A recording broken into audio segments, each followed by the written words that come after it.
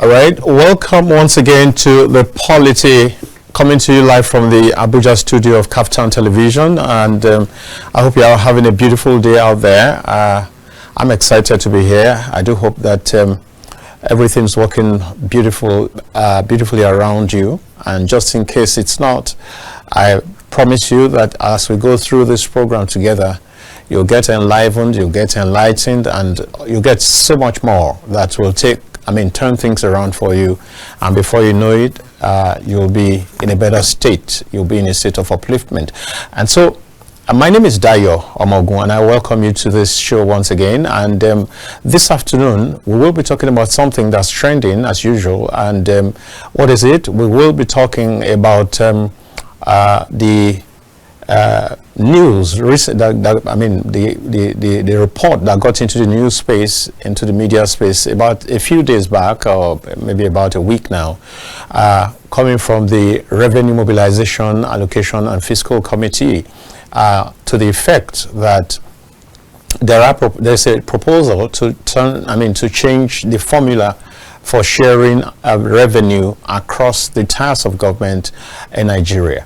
And so that has generated a lot of buzz, a lot of interest from around across all the levels in our society, and of course that's understandably so. And so today we're taking a look at it and asking, is it really the formula that's the problem? Is it the formula? If you give 50% to the states, will it change what we currently experience? Will it give us better development? Is it a problem of the formula, or is it a problem of the fact that we manage resources very poorly? And added to that, of course, inside of that, you have the issue of corruption, the issue of large-scale stealing, of fraudulent practices, and all that. I mean, if you put the formula on one side, so what it then means is that whatever formula you put in place, if the fraudulent stealing continues, if the corruption continues, if the dipping the hands into the till continues, what difference will it really make? And so this is the major crux of the matter that we intend to take a look at today. And so I'm being joined by Dr. Samson G Simon. He's the Chief Executive Officer of the ARC company, Chief Economist actually, and he will be taking on this matter. Welcome, Dr. Simon. Thank you for having me. Good afternoon, viewers. All right, welcome, and maybe a double welcome. We had something up. We tried to get this done some few weeks back, and at the last minute it didn't hold. So I'm excited, particularly that this time around it's seeing the light of day. So I say another big welcome, Dr. Simon. By the way, Dr. Simon in certain quarters is known as a rock star economist. Welcome, the rockstar economist. Now, quickly, let's go to the matter at hand. Now, you have seen the news item that's making the rounds that the RMAFC, the Revenue Mobilization, Allocation and Fiscal Committee, is set to change the formula of allocating resources between the federal government, the state, and the local councils, and some other bodies that share in the allocation. How do you read? Have you seen that? Of course, I've seen it. Okay, so say.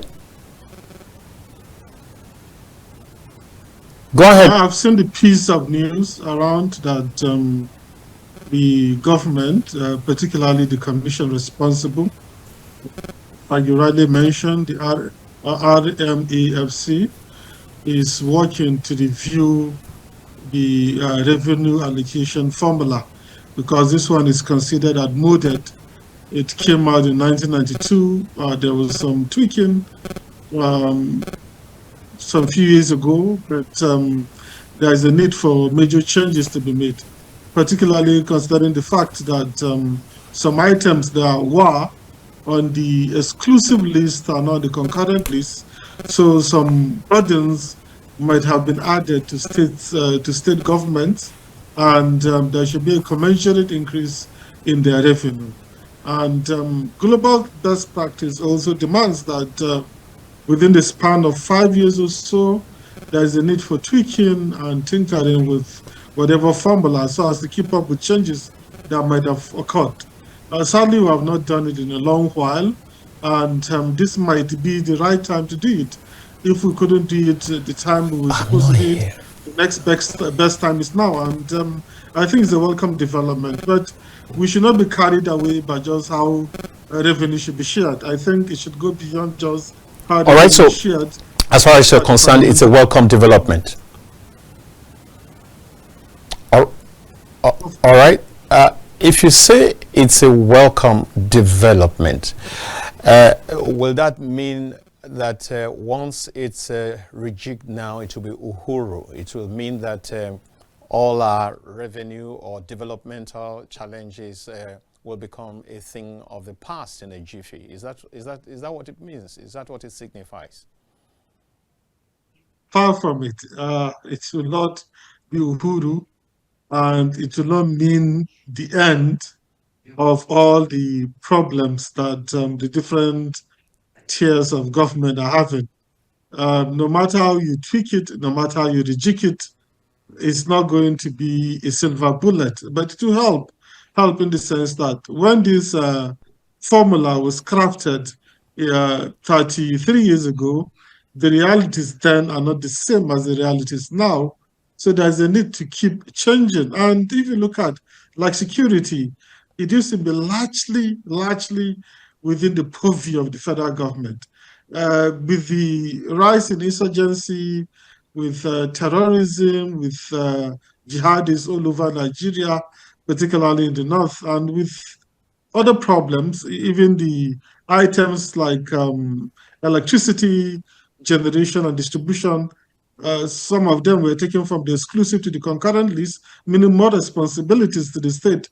There's a need for rejigging of this to reflect the responsibilities each tier of government is supposed to have, the burdens that they're supposed to carry.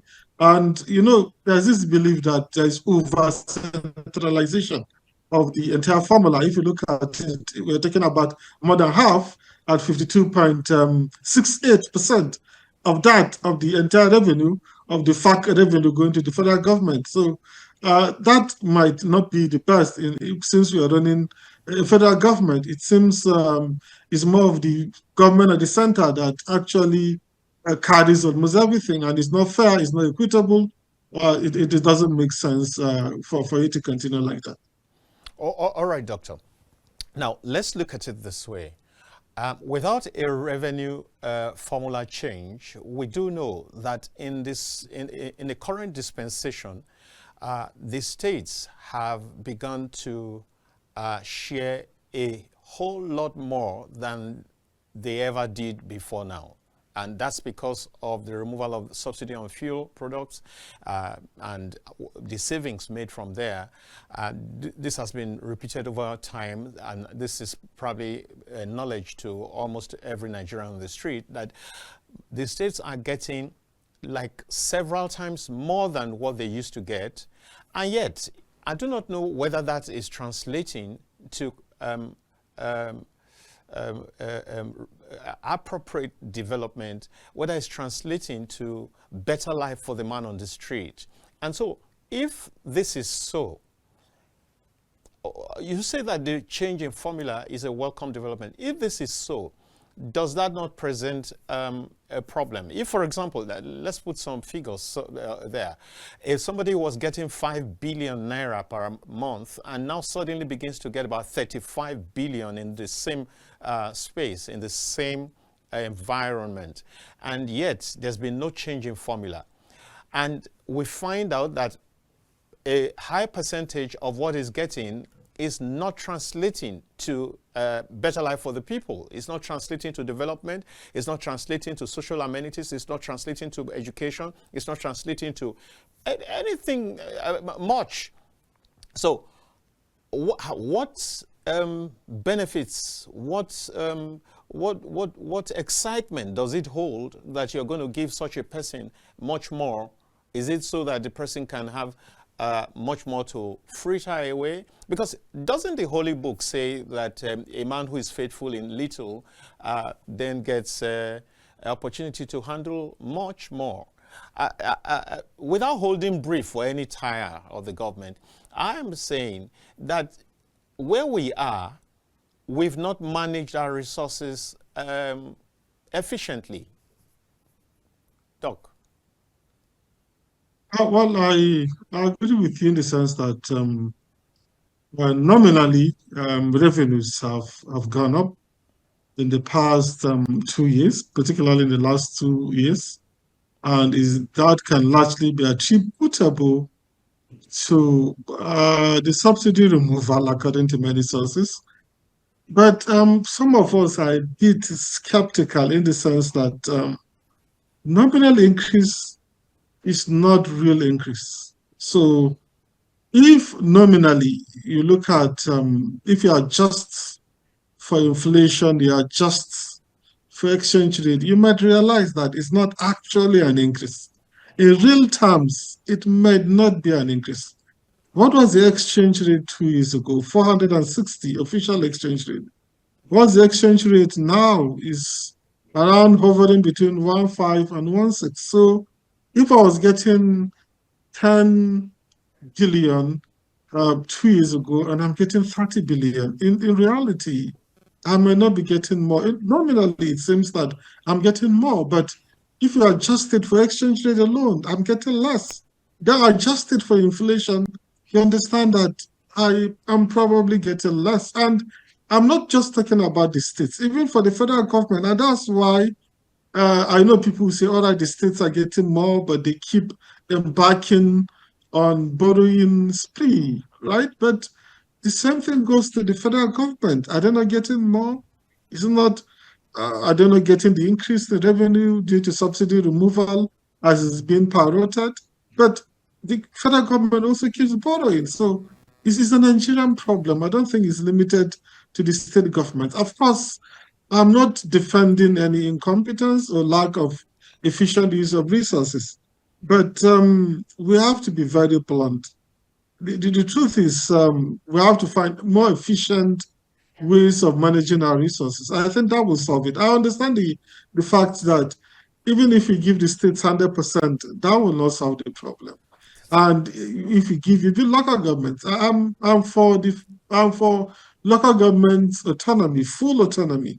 It should not be whittled down through the back door as what some governors are doing. It should be full autonomy, because if you look at the system that we operate at the moment, sadly, it has not given us the desired results. That's the reality, because if this system was giving us the desired results, at least if we are not a big economy on a global level, we should be the best run or the most developed on the African continent. But we're neither of the two. That's to tell you clearly that the model we operate might not be the best, and there's a need for us to tweak.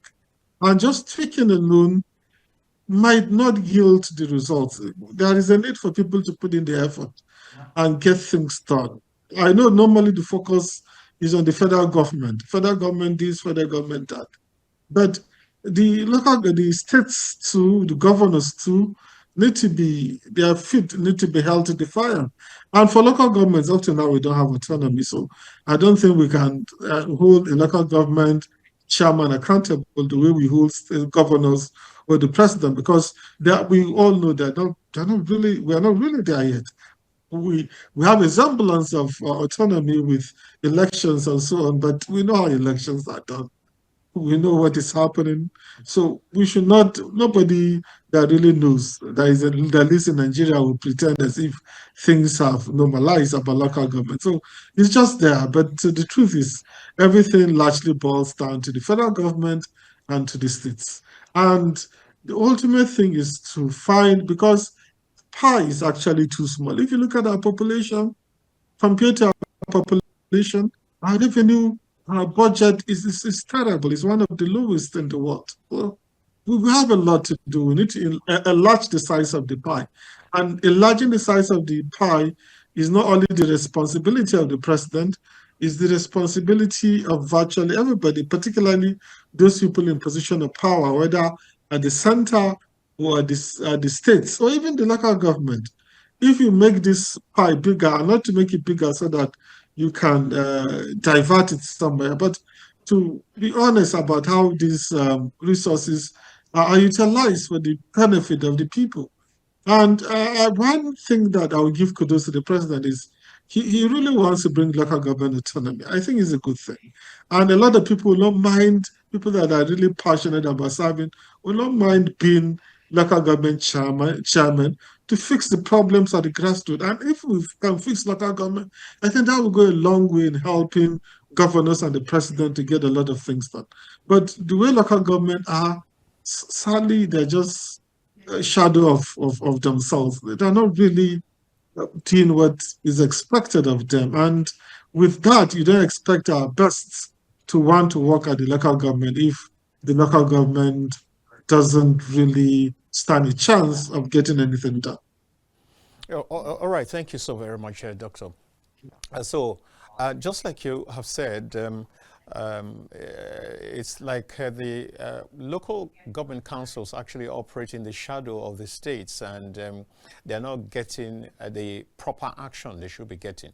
And that's very unfortunate, in spite of the judgment that was gotten last year. Was it July 11th last year, when the Supreme Court gave full autonomy to the local government councils. And I think that that's a question of lack of will on the part of the federal government to enforce a judgment that has been clearly stated, clearly declared. It's funny, especially because the federal government was the one that took the matter to court, and having won, one would have expected that they will go the full hog and ensure that it is enforced. But here we are, the reality is different, and that's very sad. But we do hope, because you see, part of the message, part of the question, part of the issue is that even if you change the formula for the local government councils now to 20% or 30%, and reduce or also take the local governments to, the states to in the region of like maybe 45, 50, and federal government crashes down much lower than it currently gets. Is there a guarantee that the local government councils will enjoy their full authority? That's a serious issue. That's one there. The other one is, Doctor, at the time that we're talking about tweaking the formula, shouldn't we be talking about derivation? Shouldn't we be talking about, you get gold in Zamfara, whatever you make of it, give us a percentage of it, keep a certain percentage of it. You get crude oil in the south, in Rivers, in Bayelsa, in Ondo, in some of those places, Imo State, and so on. All right? So keep a percentage of it and send a small percentage to the center for everybody to share, rather than this forced, quote-unquote, forced allocation of resources across board without recourse to how it is generated. If we all, because that's one way, you will agree with me, that's one way by which we can energize productivity in the system, energize growth, because that will mean that the people in Enugu will take their coal business more seriously.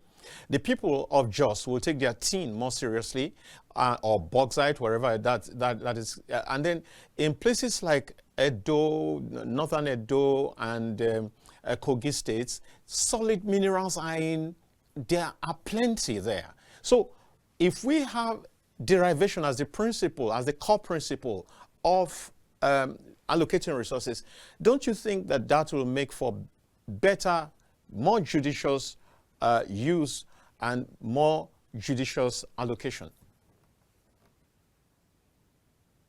Well, I agree with you, but that's looking at one side of the argument. It's true that if we emphasize derivation, there'll be healthy competition. And instead of us to always be clamoring for more allocation to the states jostling to have more money allocated to them by claiming that they have more population, they have land mass, they have this, they have that, all of them not really productive assets because there is nothing that is being gotten from there. I think it should be based on what you bring to the table.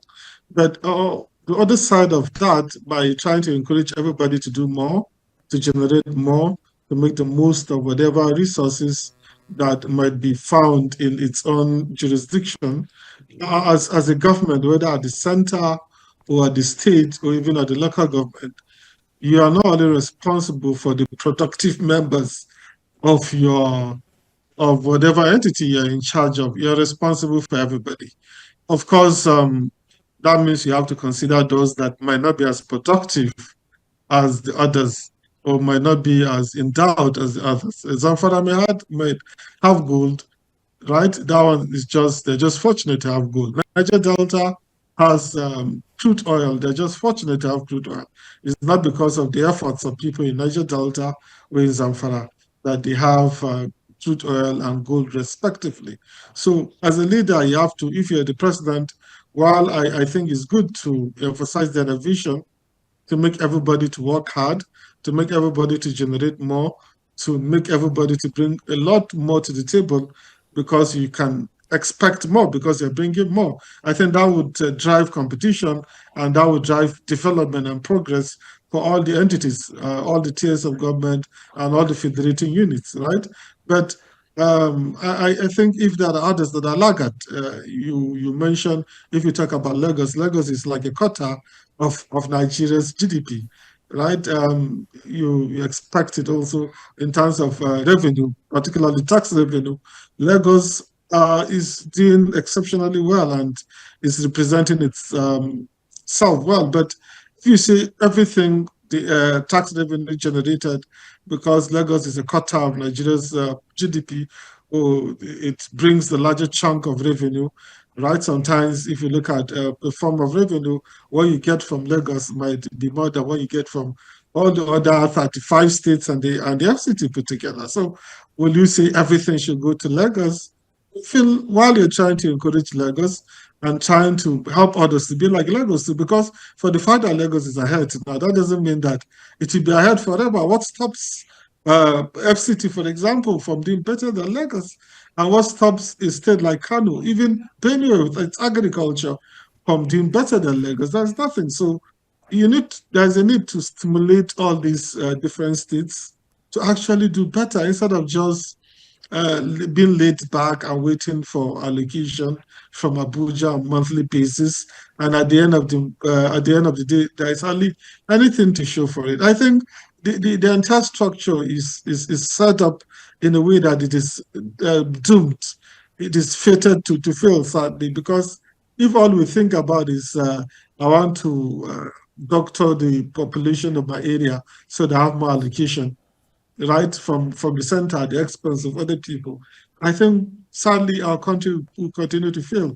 But if we're serious, and I think the president might be doing something regarding that. Of course, some people don't like it because if you look at derivation, and like I said too, he has a responsibility to everybody, not only to productive members of society, but is the more we have coming to the table, the larger the pie, right, the better for everybody, even the people that might not have contributed as much, because it redounds everybody's benefit. So I think we should pursue derivation, even if no matter whose ox is God. I think it should be a priority to make everybody to be productive, to make everybody to be determined to have something to bring to the table, and to even work hard to bring so much to the table so that you can also ask for so much in return. I think that's one way we can help our country to develop. Of course, some people, because at the moment it may not really, derivation may not really favor them, sadly including my home state, will be spot on to actually be serious to find ways to also compete with the powerhouses in Nigeria like Lagos or rivers or FCT. But the moment everybody is lulled to sleep, you lull everybody to sleep, we're just sowing the seed of the destruction of our country, at least if not destruction, at least the pace at which you grow will be terribly slow, and we'll be left behind by everybody. All right, Doctor, fantastic. Let me just, I think it will be good to hear from you because in the course of your last intervention, your last analysis, you talked about, oh, maybe some places may not have as much to give as others and all that, because maybe some people just, it looks as if they just stumbled on gold deposits. Some just by stroke of fate just found crude oil under their soil and all that. But I like you to also emphasize the point that every single state, and I want to believe that we're agreeable on this, that every single state of this country, every region has something, very profitable to offer. There's at least one product. We hear from history that in the 60s, the Malaysians came here to pick seeds of palm oil. And today, they now export to us while we import from them. The same seeds they took from us. Our land has not been stolen from us. Our population has grown. Energetic population has grown. Resources with which to do mechanized farming is available. So definitely is a gap of poor leadership and poor followership. So I think that it is not an issue of any state lacking what to live on. As it were, indeed, the 36 states of this federation have something they can conveniently live on. For example, talk about Bauchi State. You talk about the tourist sites in that place. Think about it. They could put some resources and really make it something huge. Cross River State has tourist center and so on. And I'm not even talking about several other things that they can do. So I think it's important, Doctor, that it comes from you because you are in a place of authority. You are an economist and you know so much. And you are the one right here who is on the seat. I think it's important that you underline that. Agree with you. And starting with that case of palm oil, I think it was recently I stumbled upon something that says that 1 barrel of palm oil now attracts more money than a barrel of crude oil. So it seems we picked the wrong oil.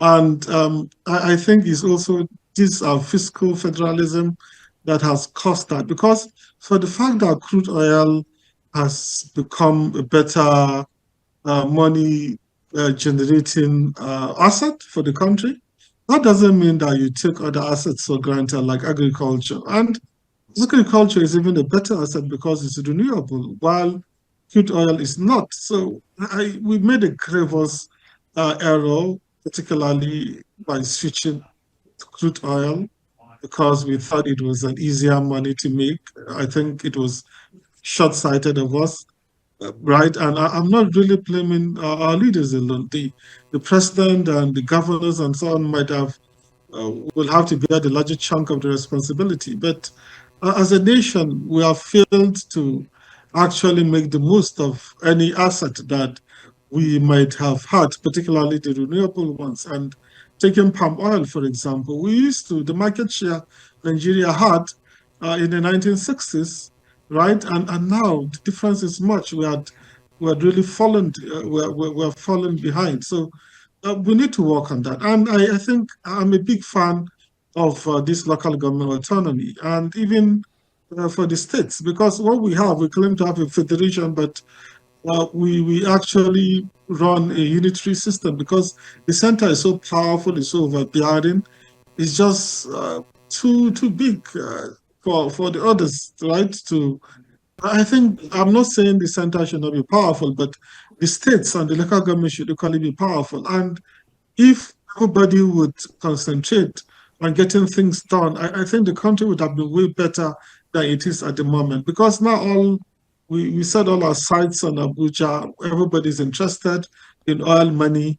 Nobody wants to really make his own money, like focusing on internally generated revenue and getting things done. You mentioned Bauchi. Bauchi has tourist attraction. Has it done anything serious about that? Next to nothing. Cross River rather, under Donald Duke, I knew at that time they tried doing things, but it was not really successful, and I think nobody really continued on that trajectory after Donald Duke left office. So it's because people feel they have options. When you feel, if I'm doing a job and maybe I have an uncle somewhere that doles out money to me on a monthly basis, maybe too relaxed about trying to earn my keep. I think that's what is happening to the states. Nobody is really serious. And if you look at it with the exception of Lagos and maybe to some extent Rivers and the FCT, others cannot, what they generate cannot do anything about their response. It cannot cover their responsibilities or their expenses. So, and we are not really keen, sadly, we're not really keen about doing that. And I think the more entities we have, I'm talking about the local governments being autonomous, we might be lucky to have like some few spots to celebrate. You have an exceptional person being a local government chairman, and he knows he has full autonomy and getting things done. And even for the states, I think we need to encourage, because the current model sadly encourages laziness. It makes everybody to be lazy. So I don't think is good. And there's a need for us to tweak it. Sadly, I know some of us are afraid that in the process of tweaking, they might be disadvantaged. I understand, but the truth still remains. Doctor, And that I will be in the mentioned short including run. my home state. If at all, it will be in the short run, don't you think? In the short run, in what sense? Yes. So even if they are going to be disadvantaged at the beginning, they are not going to be disadvantaged in the course of time. And I think that the earlier that we take some of those steps, the better for the country, just like you have said over and over again. Now, just before we begin to round this up, I just have one or two more questions. If you had the ears of Mr. President or whoever is the authorizing office, whether it's the National Assembly or whatever, what formula would you be suggesting right now? Well, I think that derivation should be emphasized. I know a lot of people don't like it, but like you rightly mentioned, it's just the inconvenience will largely be short term. I know, and maybe there should be a support fund for other disadvantaged areas that the emphasizing the derivation will harm, right? To support them maybe for a few years. We know that this support is for maybe, let's say, 3 or 5 years, right? Make sure you get your act together. I think everybody will get to work. But the moment we continue perpetuating the model of supporting some units forever, nobody will be serious about getting things done. I think it should be about what you bring to the table. That way, everybody will get to work. That's it. And that's it. And so we should be actually transiting from what we currently have into a place of allocation that's based on derivation. I think that that's what should really matter most. But okay, since that's not really at play right now, if you had to set the percentages, what would it be, Doctor? Well, for percentages, I think you need to look at the responsibilities each tier of government has, and then you apportion resources, you prorate the allocation of resources in that manner. And the truth be told, the center is still overburdened with a lot of responsibilities. There is virtually nothing that the lower levels do that the center does not at all, right? And in addition, it has other responsibilities like defense, defending the territorial integrity of the country, and foreign affairs, and so on and so forth. So the center, of course, still remains the most important. But I think giving it more than 50 cents looks a little bit unfair. And I'm not a fan, I'm not an advocate for devolution to states. I think the local governments are the ones that actually need that devolution. I think if we can empower local governments to really be on their own, you see a TSI in Lagos, it may do exceptionally well. I always fondly tell people that my local government is larger than Singapore in landmass. And Singapore has a GDP bigger than Nigeria. Or that maybe Singapore has the advantage of being located on a route for international trade, which my local government might not be. But we also have other advantages. Why can't we make the most of that? I see each local government in Nigeria as has the potential of becoming a Singapore or a Hong Kong or some of these smaller countries or a Mauritius or a Seychelles. So they can do well. And if each local government is doing well, automatically the states will be doing well and automatically the country will be doing well. So I think more resources should be given to local governments. I know some people say, all right, local government chairmen sometimes abuse the allocation. What is the EFCC for? What is the ICPC for? Make sure that everybody sits up. Make sure that everybody behaves. And if you misbehave, you know there will be consequences. I think everybody will behave well. All right. I see that you are deliberately running away from absolute figures, absolute percentages, but that's okay. But let me ask, you see, you talked about looking at the level of responsibility and all that. I do not think that we actually follow the level of responsibilities, or whether we care where each responsibility falls, because in the last 1 week or thereabouts, the media has been set agog because of a project that the federal government announced when they said it was going to create new bus terminals in the 6 geopolitical zones, one in Onitsha, one in Abeokuta, one in Kano or something, and like that. I think Gombe, and then Ewu or something like that in the south-south, another one in the southeast, and so on and so forth. And so people began to ask, how can business terminal, bus terminals, parks, motor parks, that, reduced to common man's language, what does the federal government have to do? What business does it have to do with establishing motor parks, which in the schedule of roles in the schedule is actually a role of the local government council?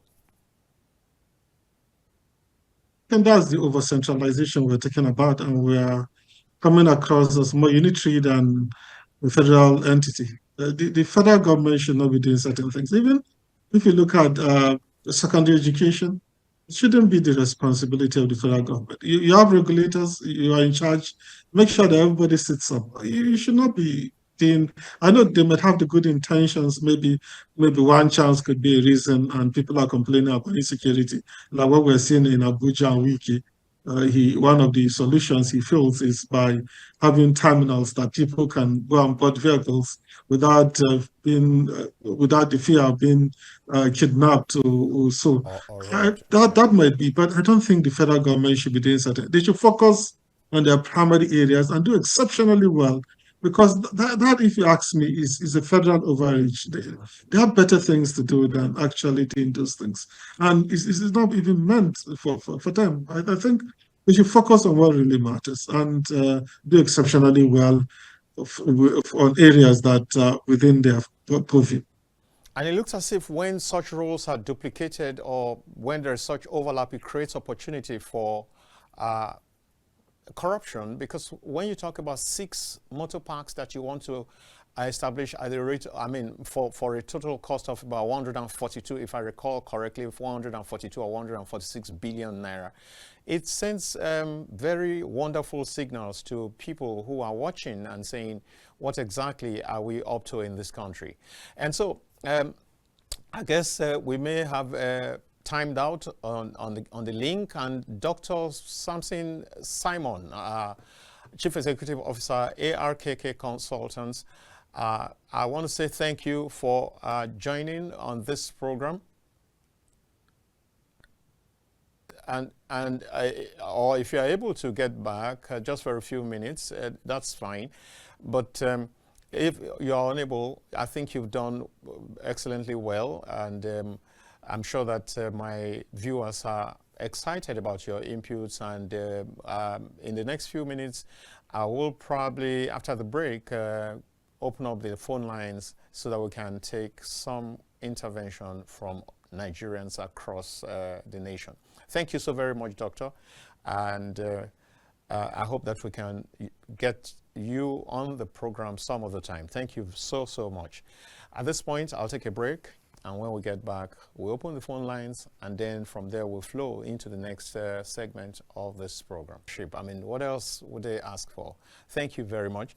Now, we will be moving to the next one. But just before then, in case you have a contribution to make on the one we already talked about, it will be time for you to do so now, because the line is being made open right now. As you're aware, many of you, the number is 08029938365.